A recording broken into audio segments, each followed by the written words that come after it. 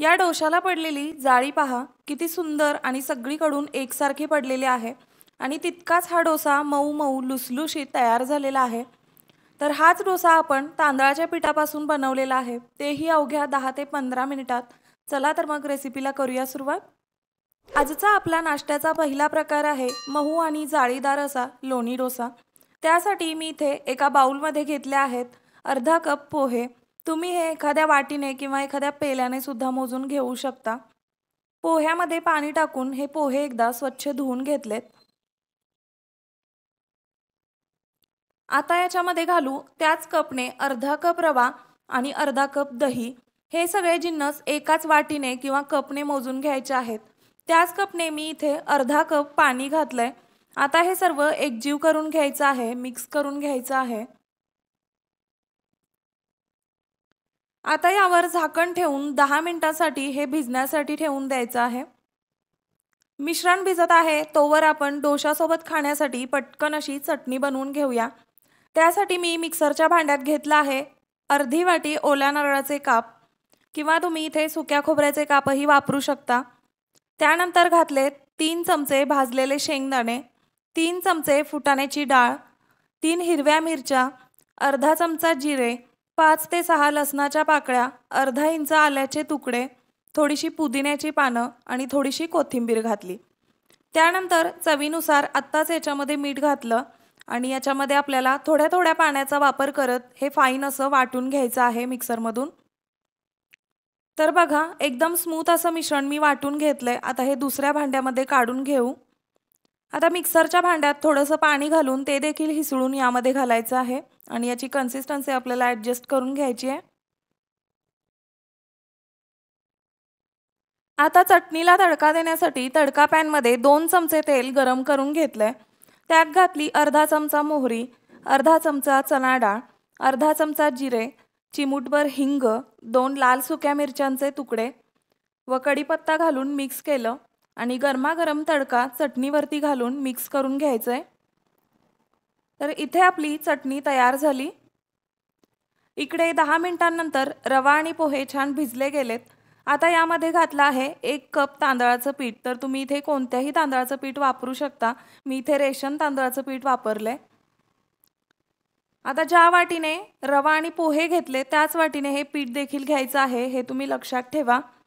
आणि त्यानंतर मी त्याच कपने 1 कप पाणी यामध्ये घातलंय. आता हे सर्व साहित्य आपल्याला एकजीव करून घ्यायचं आहे, व्यवस्थित मिक्स करून घ्यायचं आहे. इथे मला मिश्रण थोडंसं घट्ट वाटतंय त्यामुळे आणखी अर्धा कप पाणी मी यामध्ये घातलंय. एकूण या पिठामध्ये आपण 1.5 वाटी पाणी वापरलेलं आहे.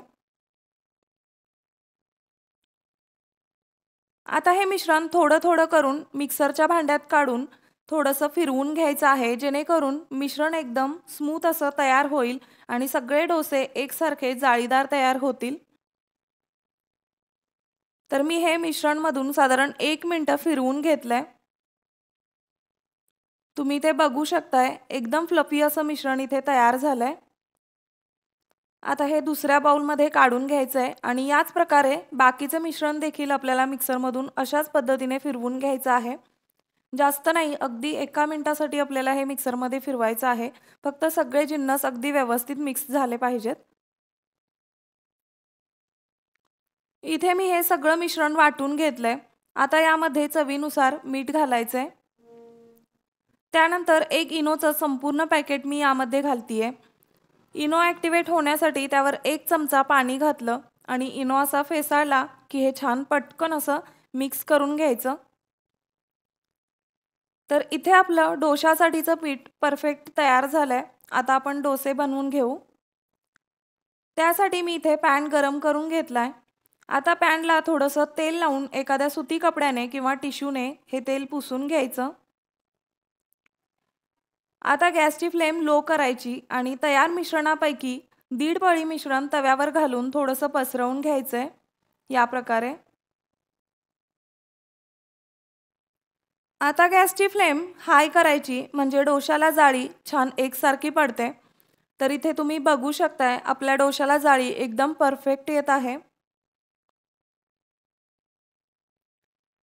आता वरची बाजू थोडीशी सुकत आली की थोडंसं बटर डोशावरती लावून पसरवून घ्यायचं आहे.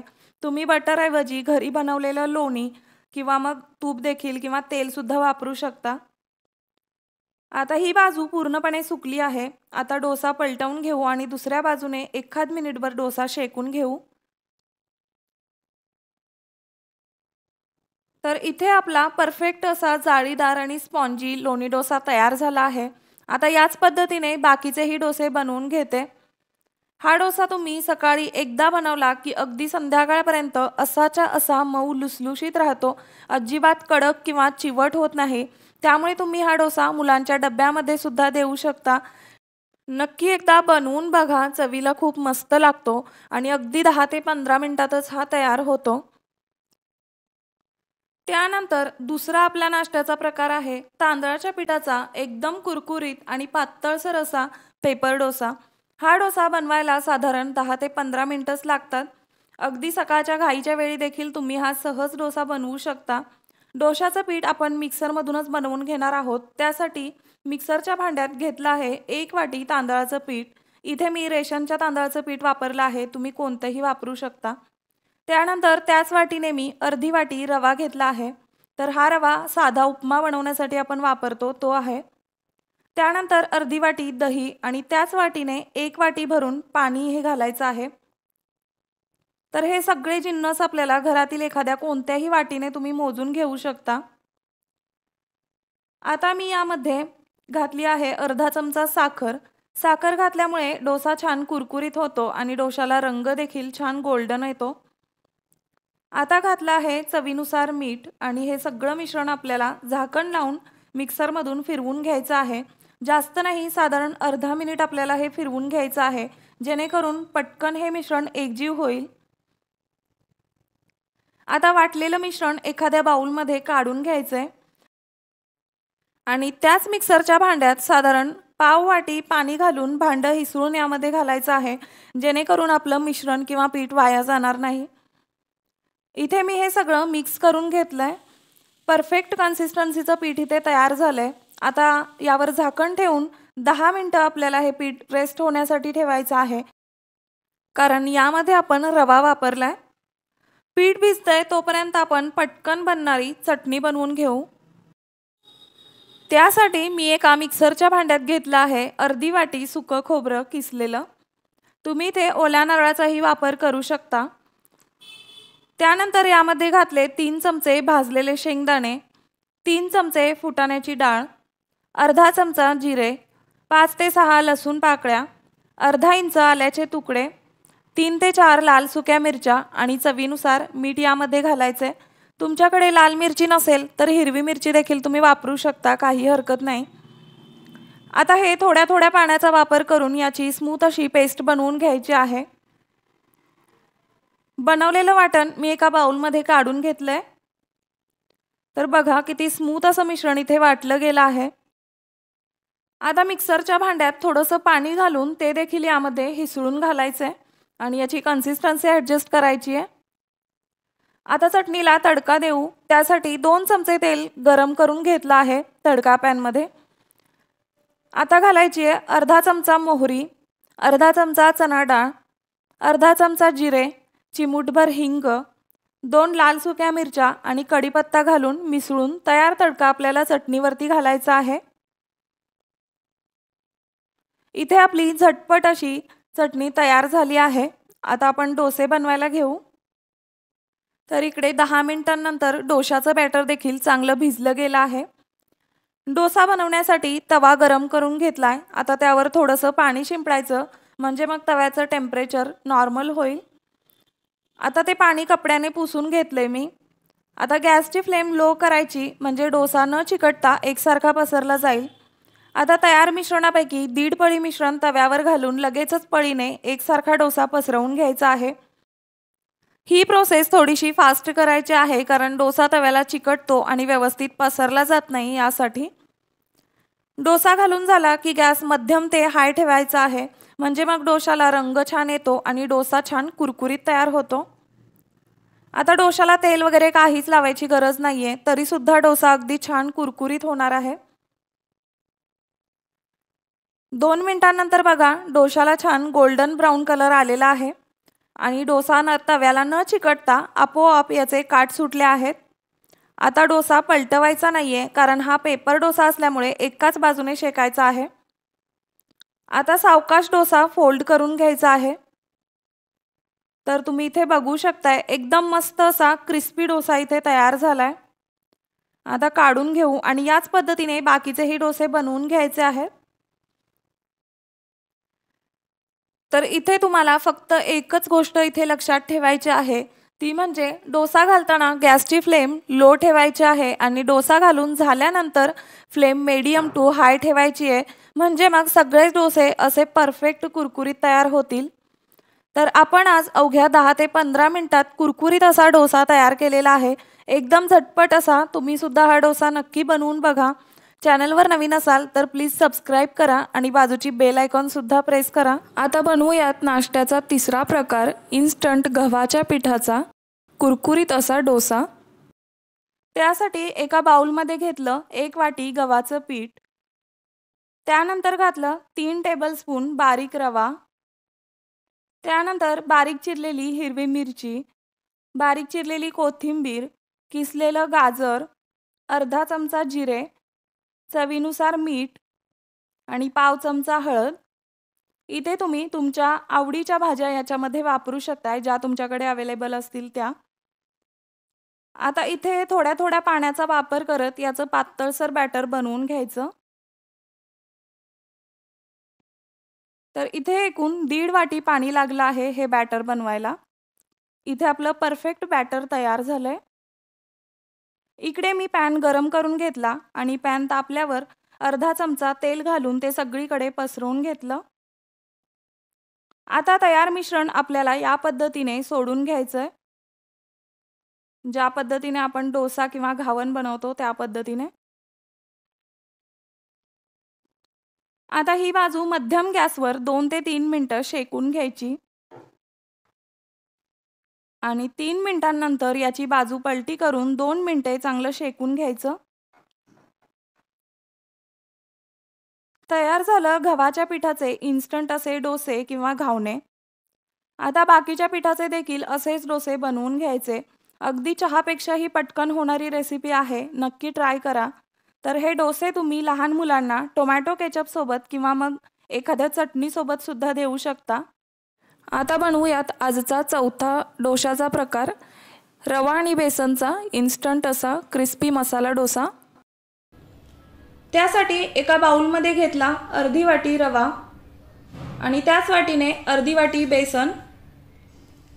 आता त्यामध्येच घातलं अर्धी वाटी दही आणि अर्धी वाटी पाणी। हे सगळं एकाच वाटीने मेजर करायचंय। आता हे चांगलं मिक्स करून घ्यायचं। याच्यातील गुठळ्या पूर्णपणे मोडून घ्यायच्या। त्यानंतर झाकण लावून 10 मिनिटांसाठी हे मिश्रण रेस्ट होण्यासाठी ठेवू, म्हणजे रवा छान भिजेल।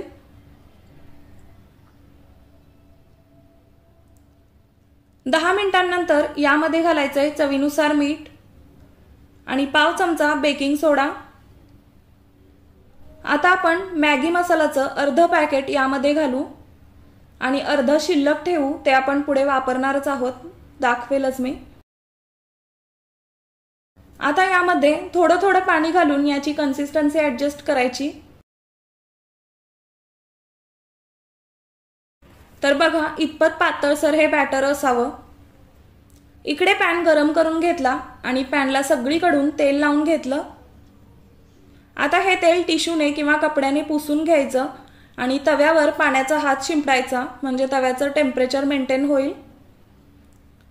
आता एक पळी बॅटर तव्यावर घालून डोशासारखं एकसारखं पसरवून घ्यायचं। आता वरून बारीक चिरलेला कांदा आणि थोडीशी कोथिंबीर घालायची। त्यानंतर शिल्लक राहिलेला मॅगी मसाला वरून थोडा स्प्रिंकल करायचा। आता वरून थोडंसं तेल सोडू आणि ही बाजू 2 मिनिटं शेकून घेऊ मध्यम गॅसवर। 2 मिनिटांनंतर बघू शकताय डोशाला रंग किती सुंदर आलाय। आता डोसा अशा प्रकारे फोल्ड करून काढून घ्यायचा। याच पद्धतीने मी बाकीचेही डोसे बनवून घेते। तर इथे तुम्ही बघू शकताय आपले डोसे तयार झालेत आणि किती छान कुरकुरीत तयार झालेत। खूप वेळही नाही लागत, अगदी 10 ते 15 मिनिटातच हे डोसे आपण बनवू शकतो। नक्की करून पहा। आता बनवूयात 5वा डोशाचा प्रकार, इन्स्टंट असा ज्वारीच्या पिठाचा डोसा किंवा याला तुम्ही घावणही म्हणू शकता। तर सगळ्यात पहिल्यांदा आपल्याला अशा प्रकारचा एक बाउल किंवा एखादं भांडं घ्यायचंय, जेणेकरून आपण सर्व साहित्य याच्यामध्ये मिक्स करणार आहोत। आता या बाउलमध्ये घेऊ 1 कप ज्वारीचं पीठ। तर अशा प्रकारचा कप तुमच्याकडे नसेल तर कोणतीही एखादी वाटी किंवा मग पेला वगैरे वापरू शकता। आता आपल्याला यामध्ये पाणी घालून याचं पातळसर असं बॅटर बनवून घ्यायचंय। तर सुरुवातीला मी 1 कप पाणी घालत आहे। तर ज्या वाटीने आपण ज्वारीचं पीठ घेतलं होतं त्याच वाटीने घालायचंय। आता मी हे सर्व मिश्रण मिक्स करून घेते, म्हणजे मग आपल्याला आणखी किती पाणी यामध्ये लागणार आहे याचा आपल्याला अंदाज येईल। तर मी हे मिक्स करून घेतलंय। इथे मिश्रण मला थोडंसं घट्टसर वाटतंय, तर आपल्याला आणखी पाणी याच्यामध्ये घालावं लागेल। इथे मी अर्धी वाटी पाणी घातलेलं आहे। पुन्हा आपल्याला थोडंसं हे मिक्स करून घ्यायचंय। तर बघा इथे मी हे मिक्स करून घेतलंय आणि आता याची कन्सिस्टन्सी तुम्हाला दाखवते। तर बघा इथे याची परफेक्ट अशी कन्सिस्टन्सी आलेली आहे। आता यामध्ये घालायचंय चवीनुसार मीठ। तर तुमच्याकडे दही असेल तर 2 चमचे दही नक्की यामध्ये घाला, खूप मस्त टेस्ट येते। त्यानंतर मी इथे एक वाटण वापरत आहे। त्यासाठी हिरवी मिरची, लसूण आणि जिरे मिक्सरमध्ये एकदम जाडसर असे फिरवून घेतलं आहे आणि ते 1 चमचा मी यामध्ये घातले। लसूण, मिरची आणि जिऱ्यामुळे याची जी टेस्ट आहे ती खूप भन्नाट लागते। आता हे मिक्स करून घेऊ। या व्यतिरिक्त तुम्हाला कांदा आवडत असेल तर तो देखील तुम्ही बारीक चिरून घालू शकताय, किंवा काही वेळा पालक, मेथी यासारख्या भाज्या लहान मुलं खात नाहीत, तर त्या तुम्ही यामध्ये बारीकसर अशा चिरून घालू शकताय। त्यामुळे रेसिपी अजूनच आपल्याला पौष्टिक होईल। तर मी तुम्हाला नेहमी सांगत असते की रेसिपी तुम्ही बनवून बघा, त्याशिवाय तुम्हाला समजणार नाही कशी रेसिपी बनते ते। त्यामुळे एकदा नक्की बनवून बघा आणि कमेंट करून सांगा मला आवडली की नाही ते। कारण ही रेसिपी खूपच सोपी आहे, अगदी घरी उपलब्ध असलेलं साहित्यच आपण यामध्ये वापरलेलं आहे। तर बघा इथे आपल्याला हवं तसं बॅटर तयार झालंय। आता पुढील प्रोसेस करू। तर इथे बघा गॅसवर मी एक पॅन ठेवलाय। आता गॅस मध्यम करायचा आहे आणि तव्याला सगळीकडून थोडंसं तेल ग्रीस करून घ्यायचं आहे। अशा प्रकारे तेलाऐवजी तुम्ही तूप सुद्धा वापरू शकता। आणि आता तयार बॅटर आपल्याला पॅनवरती सावकाश पसरवून घ्यायचं आहे। बघा या पद्धतीत, ज्या पद्धतीने आपण घावणे किंवा धिरडी बनवतो त्या पद्धतीत। बॅटर पसरवून झालं की यावर एक 15 ते 20 सेकंदासाठी आपल्याला झाकण ठेवायचे, म्हणजे वरची पिठाची बाजू आहे ती सुकणार नाही यासाठी। फक्त 15 ते 20 सेकंदच म्हटलं आहे मी, मिनिटं नाही, हे लक्षात ठेवा। आता हे झाकण साईडला काढू आणि आता 2 मिनिटं ही साईड आपल्याला शेकून घ्यायची आहे मध्यम गॅसवरच। 2 मिनिटांनंतर बघा याच्या कडा देखील सुटल्या आहेत आणि खालच्या बाजूने छान कलर आलाय। आता उलटण्याच्या साहाय्याने बाजू पलटी करून घेऊ। तर बघा किती सहज हे उलटलं जातंय, कुठेही चिकटत नाहीये किंवा तुटत नाहीये। आता ही बाजू देखील आपल्याला मध्यम गॅसवरच 2 मिनिटं शेकून घ्यायची आहे। तर इथे बघा दोन्ही बाजू अगदी छान आपल्या भाजल्या गेल्या आहेत। आता हे काढून घेऊ। तर मी आणखी एक तुम्हाला बनवून दाखवते। तर बघा सुरुवातीला पॅनला थोडंसं तेल ग्रीस करून घ्यायचंय। तेलाऐवजी तूप सुद्धा वापरू शकता तुम्ही। आणि त्यानंतर हे मिश्रण अशा प्रकारे सगळीकडून एकसारखं पसरवून घ्यायचंय। तर तुमच्यापैकी बरेच लोक रेसिपी पाहतात पण चॅनलला सबस्क्राईब करत नाहीत, तर असं करू नका, सबस्क्राईब करा। त्याच्यामुळे मला आणखी रेसिपी बनवण्यासाठी प्रोत्साहन मिळते। आता 15 ते 20 सेकंदासाठी झाकण लावायचे आणि नंतर झाकण काढून दोन्ही बाजू आपल्याला 2-2 मिनिटांसाठी चांगल्या शेकून घ्यायच्या आहेत।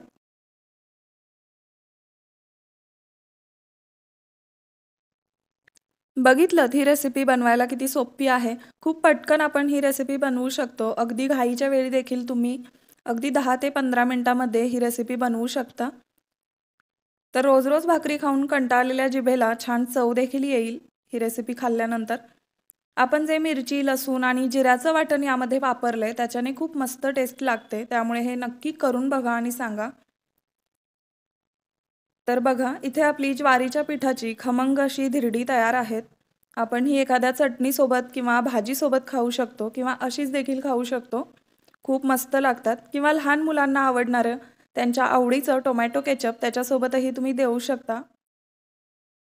आजचा व्हिडिओ तुम्हाला कसा वाटला ते कमेंट करून सांगा आणि यातला कोणता डोसा तुम्हाला सगळ्यात जास्त आवडला ते देखील सांगा.